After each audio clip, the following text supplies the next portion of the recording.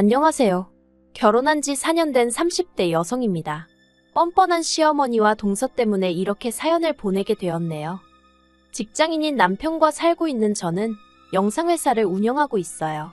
원래는 남편과 같은 직장을 다니던 사이였는데 회사가 사내 커플에 호의적이지 않다 보니 한창 연애를 하던 중에 제가 회사를 나왔거든요. 언젠가 제 사업을 해보고 싶은 욕심도 있었기 때문에 직장을 관두는데 큰 미련 같은 건 없었어요. 어디서든 자기 하기 나름이라니까 이참에 사업도 해보고 경험을 쌓는 거라고 생각했지요. 제가 대학에서 미디어 쪽을 전공하기도 해서 나름대로 자신도 있었고요.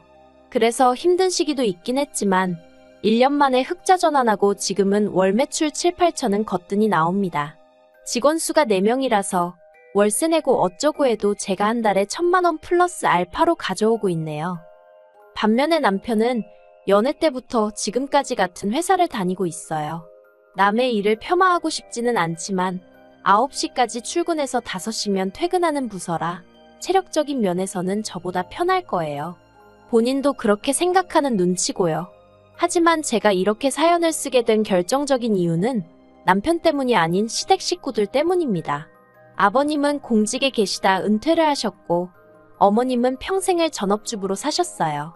그래서 아이 낳고 키우는 게 여자의 최고 미덕이라고 생각하시는 분이지요.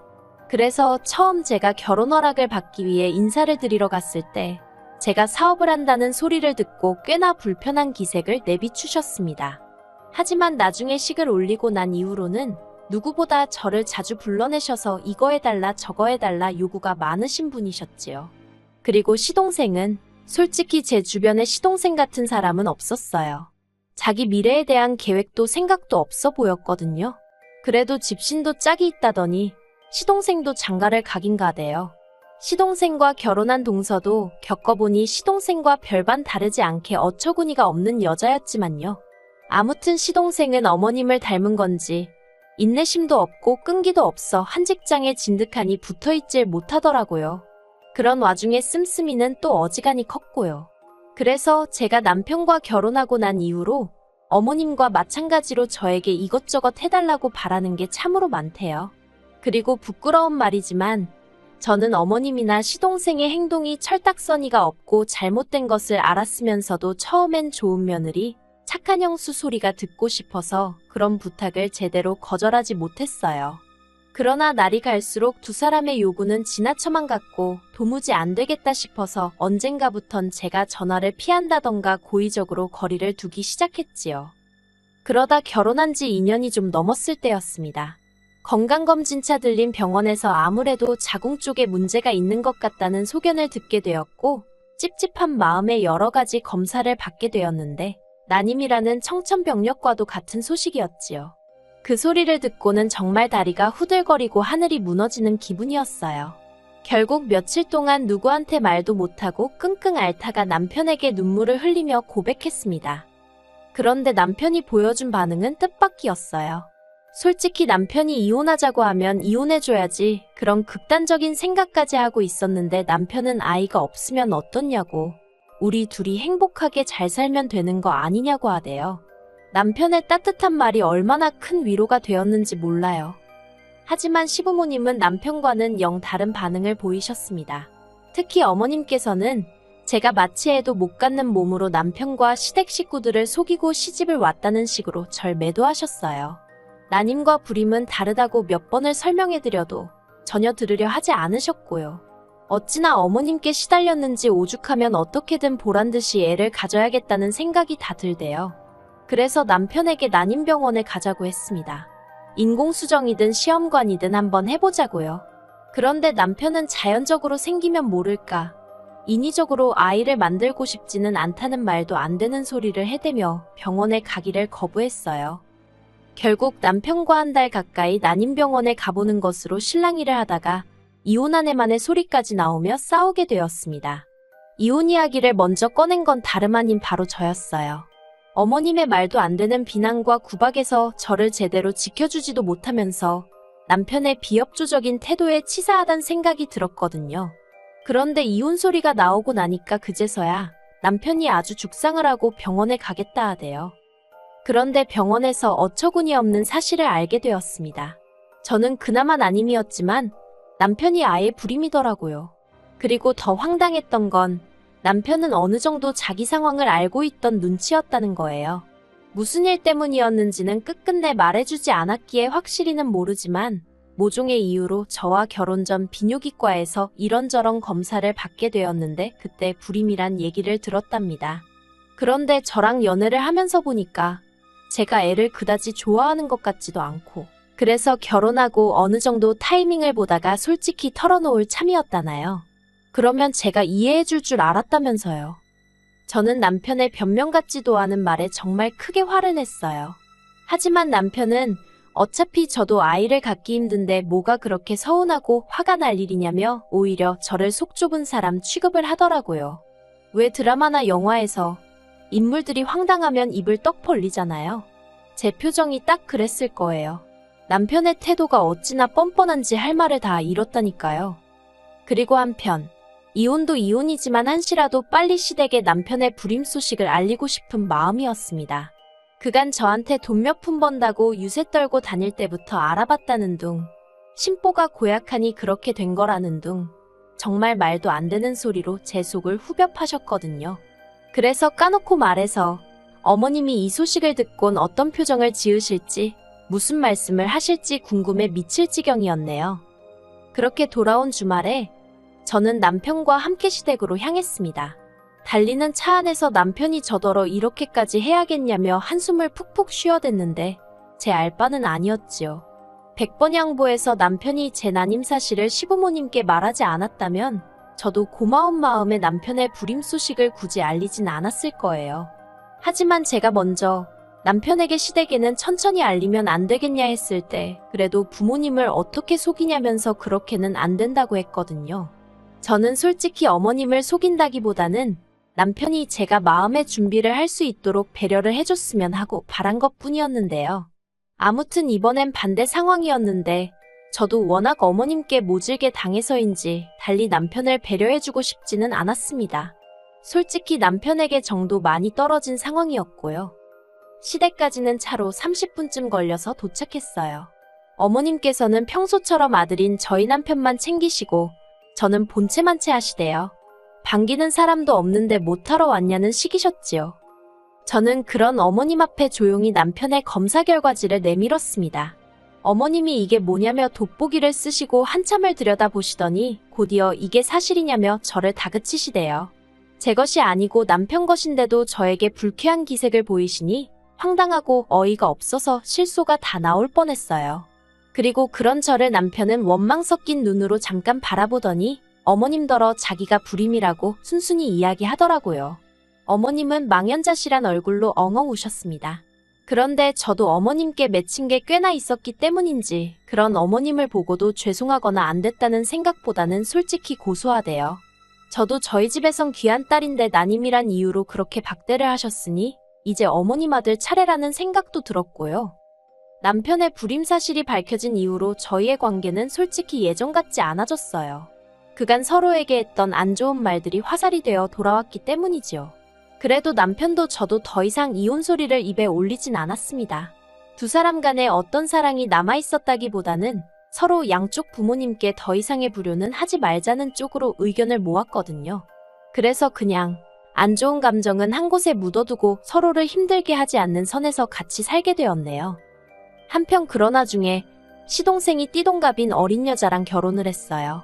저랑도 나이 차이가 제법 나다 보니 제 눈에는 그저 귀엽게만 보였지요. 그리고 그런 동서가 임신을 했을 때였습니다. 사실 동서의 임신이 저에게 기쁘기만 한 소식은 아니었어요. 물론 동서가 임신을 했다는 사실 자체는 반가웠지만 어머님이 보이신 태도 때문에 마냥 기쁘지만은 않았다는 거예요. 동서가 임신을 한 이후로 어머님은 동서를 무슨 상점 모시듯 하고 예뻐서 어쩔 줄 몰라 하셨습니다. 심지어 몇 달 전 김장을 할 때도 동서는 임신이라 못 온다며 사업 때문에 출장을 가야 하는 저한테 출장을 미루고 김장을 하러 오라시대요. 참고로 저희 시댁은 원래 김장을 안 해먹는데 동서가 김장김치가 먹고 싶다고 하니까 어머님이 그럼 김장을 하자며 판을 벌리시려는 상황이었어요. 그러니 저로서는 가뜩이나 어이가 없었는데 출장까지 미뤄라 마라 하시니까 정말 언짢더라고요. 그리고 제가 아무리 대표라고 해도 일정을 제 입맛대로 조정할 수 있는 것도 아니었고요. 그래서 어머님께 정김장을 하셔야겠으면 제가 되는 날짜에 하시라고 말씀을 드렸습니다. 하지만 어머님은 제가 시애미 말을 귓등으로 듣는다 어쩐다 하시며 기어이 당신 고집대로 당신 편하신 날에 하시더라고요. 그리고 당연히 저는 못 갔어요. 그랬더니 저 때문에 당신만 개고생을 했다면서 김치도 동선에만 딱 챙겨주시더라니까요. 솔직히 김장김치 그거 저도 친정에서 가져다 먹으면 되니까 안 주셔도 그만이에요. 하지만 어머님이 유치하게 행동을 하시니까 시쳇말로 치사하고 더럽다 싶었지요. 말이 나왔으니 말이지만 어머님은 저와 동서를 날이 갈수록 대놓고 차별하셨어요. 다 함께 음식을 먹을 때도 동서가 좀 잘 먹는다 싶으면 모든 반찬을 그쪽으로 밀어주시대요. 그리고 언젠가부터 동서도 그런 어머님의 특별 대우를 조금씩 즐기는 눈치였습니다. 말로는 미안하다 하면서도 제가 음식하고 설거지하는 동안 어머님하고 같이 소파에 앉아 TV를 보며 아무 일도 하지 않았거든요. 제가 하는 말은 임신한 동서가 저와 똑같이 일을 해야 한다는 게 아니에요. 동서가 못하면 시동생이 할 수도 있는 거고 적어도 저만 할 필요는 없는 거란 이야기지요. 그런데 언젠가부터 어머님의 주도하에 집안 분위기가 모든 자빌은 제 몫이 되어가더라니까요. 그래서 한 번은 어머님 아버님 보시는 앞에서 남편한테 고무장갑이랑 앞치마 벗어주고 당신이 하라 했습니다. 왜 매번 이 집에 오면 나만 일을 하는 거냐고.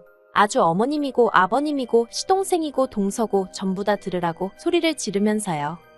그러다 제가 정말 폭발하게 된 건 얼마 전 어머님이 하신 황당한 말씀 때문이었어요. 동서가 산후조리원에 가고 싶어 하는데 앞서 말씀드렸다시피 시동생은 진득하니 일을 하는 인간도 아니고 그렇다 보니 모아놓은 돈이고 뭐고 없어요. 말이 나와서 말이지만 그런 남자 뭘 보고 동서도 시집을 온 건지. 물론 저라고 아주 성공적인 결혼 생활을 하고 있는 것도 아니니 제가 할 말은 아닌 것 같기도 하네요. 아무튼 시동생의 재정 상태가 좋지 않다 보니 동서가 가고 싶어하는 산후조리원은 버거운 모양이었습니다. 그런데 어머님이 저더러 그 산후조리원비를 대신 내주면 어떻겠냐고 하시는 거예요. 당연히 저는 싫다고 했어요. 제가 그걸 왜 내줘야 하냐고 오히려 반문을 했지요. 그러자 어머님께서 하신다는 말씀이 그럼 그 돈 다 벌어서 뭐 할 거냐입니다. 저희는 어차피 애도 안 생길 텐데 늙어 죽어서 그 돈 다 싸들고 갈 거냐면서 시동생 내외하고 나눴으면 좀 좋냐는 거예요. 어이가 없어서 제 어머님더러 남 좋은 일 시키려고 밤낮으로 발에 물집 잡히게 뛰어다니며 일군 사업이 아니라고 쏘아붙였어요. 그런데 거기서 동서가 비위가 상했는지 한마디 하더라고요. 자기도 제 도움 같은 건 원하지 않는다면서 대신 자기가 애를 낳으면 그 애가 커서 저를 들여다보기나 할지는 모르겠다나요. 어이가 없어서 시조카한테 도움 안 받아도 된다고 그렇게 궁색하게는 안 산다고 받아쳤습니다. 하지만 동서는 계속해서 자식이 어쩌고 하면서 저를 빈정대기 바쁘대요. 정말이지 얼마나 불쾌하던지 더는 자리를 지키고 있을 수가 없었습니다. 머릿속에서 인내심의 한계가 끊어지는 기분이었거든요. 바로 자리에서 일어나 제 가방을 챙겼고 현관으로 향했습니다. 그런데 이렇게 나가면 할 말도 제대로 못하고 나가는 거니 제가 금방 후회하게 생겼대요. 그래서 에라 모르겠단 심정으로 다시 집 안으로 들어가선 어머님더러 앞으로도 예뻐 죽겠는 둘째 며느리만 옆에 딱 끼고 사시라 했습니다. 그리고는 그동안 제가 그래도 남편이 불임인 걸 떠나서 저도 저대로 손주 하나 못 안겨드리는 게 죄송해서 다른 부분으로 좋은 며느리가 되어드리려고 여러 가지로 참고 어머님 비위 맞추며 살았는데 이제 그러고 싶지 않다고 목소리를 높였어요. 그러자 어머님이 아주 가관이라시면서 그러면 못하러 당신 아들과 사냐입니다. 잘난 니 혼자 살지 그러냐고요. 예전에는 이혼이라면 그래도 겁도 나고 그랬는데 그땐 뭐 그런 생각도 안 들대요. 그래서 맞는 말씀이라고 정말이지 이참에 이혼해야겠다 했습니다. 그리고는 남편더러 당신도 당신 어머니가 하는 소리 잘 들었냐고 이대로 헤어지자고 악다구니를 썼지요. 그러자 남편이 이혼은 무슨 이혼이냐며 저를 잡더군요. 그리고는 어머님더러 왜 괜한 소리를 하냐면서 저보다 더 크게 소리를 지르기 시작했어요. 그리고는 그나마 시댁이고 시동생이고 이만큼 해놓고 사는 게 다 제 덕인데 그건 다 잊은 거냐면서 자기 가슴을 내리치더라니까요. 사실 남편이 시댁에 매달 100만 원씩 보내주고 있었는데 남편 월급은 뻔하잖아요. 그래서 생활비 대부분을 제가 내는 일이 많았거든요. 그래도 남편 자존심 상하고 그럴까봐 돈 가지고 생색낸 적은 없어요. 그런데 남편이 나름대로 저한테 고마운 마음을 갖고 있긴 했던 모양이더라고요. 그래서 그날을 이후로 남편과 저는 시어머니도 시동생도 그리고 잘난 동서도 안 보고 지내고 있어요. 아들을 낳았다는 소식은 들려왔지만 10,000원 한 장 안 보냈습니다. 원래는 사이만 괜찮았으면 유모차부터 시작해서 웬만한 건 제가 다 해주고 싶었거든요. 그런데 엄마 아빠라는 사람들한테 정내미가 떨어져서인지 애도 어떻게 생겼는지 궁금하지도 않고 돈도 일절 쓰기 싫으네요. 저는 이제 숙이고 들어갈 이유도 없고 시댁에 아쉬운 것도 일절 없으니까요.